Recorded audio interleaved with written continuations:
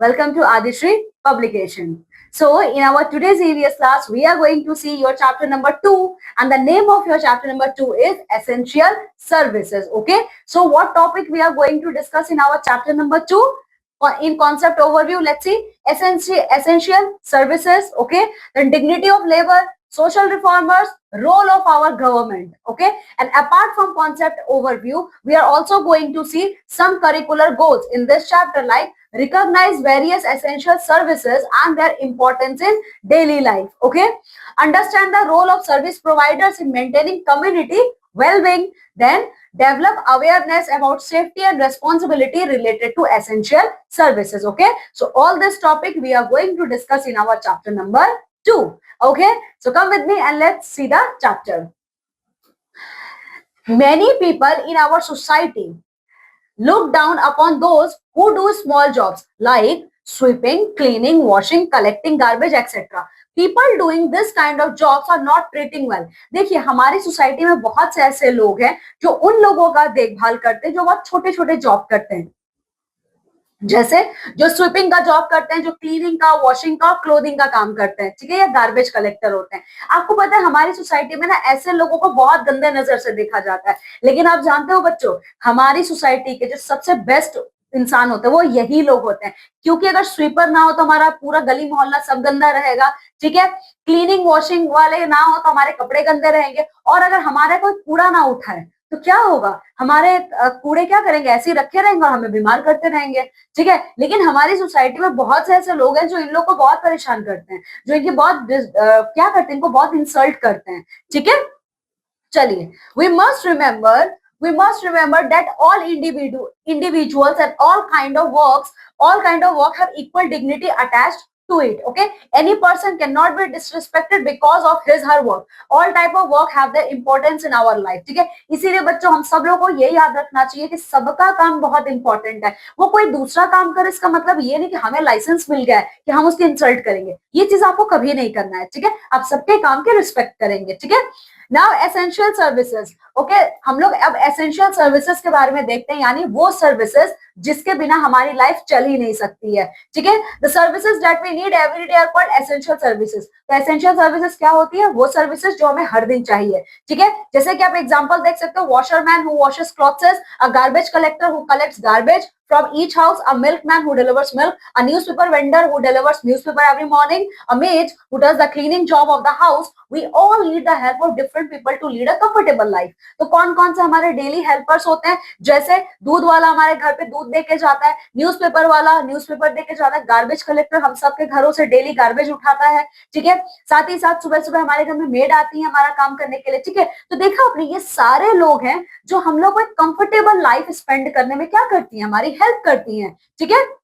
So you can see milkman delivering milk, gardener taking care of our gardens, okay, maid taking care of our daily household chores, then newspaper vendor distributing newspapers, and as well as sweeper cleaning the road and streets of our nearby areas. Okay, सी.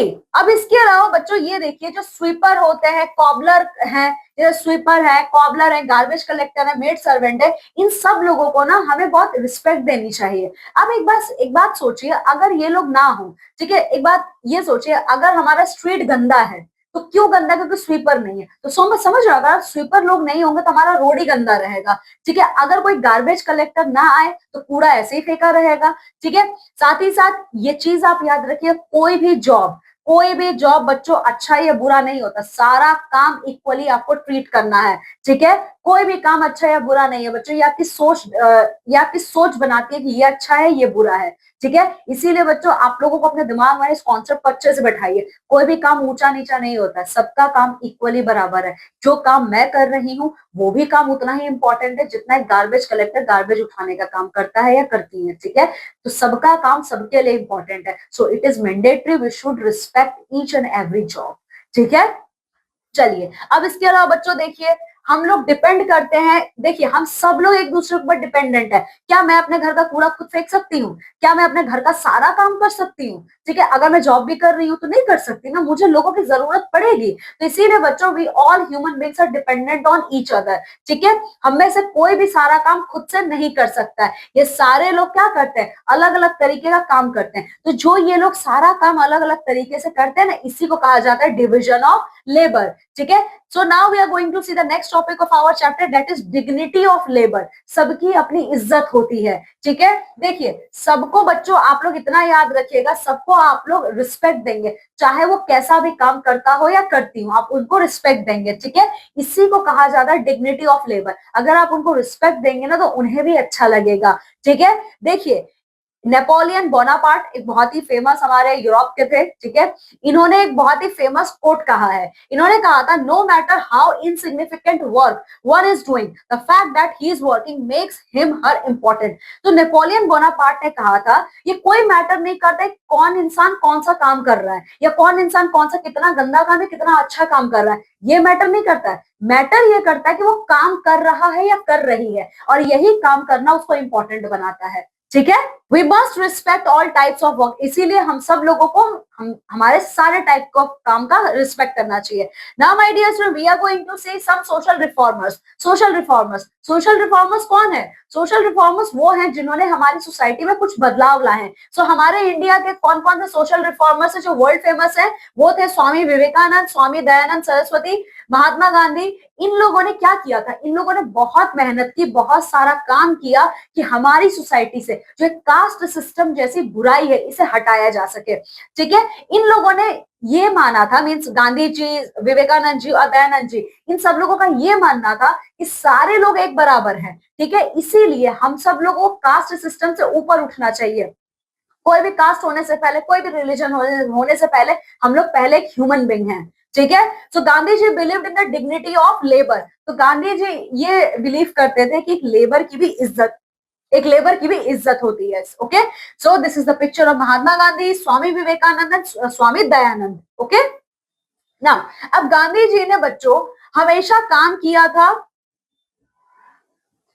देखिए गांधी जी ने बहुत सारा काम किया और उन्होंने जो काम किया ना, इक्वली सबको अपना मेहनत दिया। ठीक है, उनको कभी भी ये शर्म महसूस नहीं होती कि ये काम छोटा है या ये काम वो बड़ा है। ठीक है, जैसे वो कॉटन से धागे भी बनाते थे। ठीक है, कॉटन से वो धागा बना के वो अपना कपड़ा खुद बनाते थे, इसमें कोई शर्म की बात नहीं, ये काम तो टेलर का है। ठीक है, लेकिन वो कपड़ा खुद बनाते थे अपना। ठीक है, साथ ही साथ वो अपने घर का टॉयलेट भी खुद ही साफ करते थे।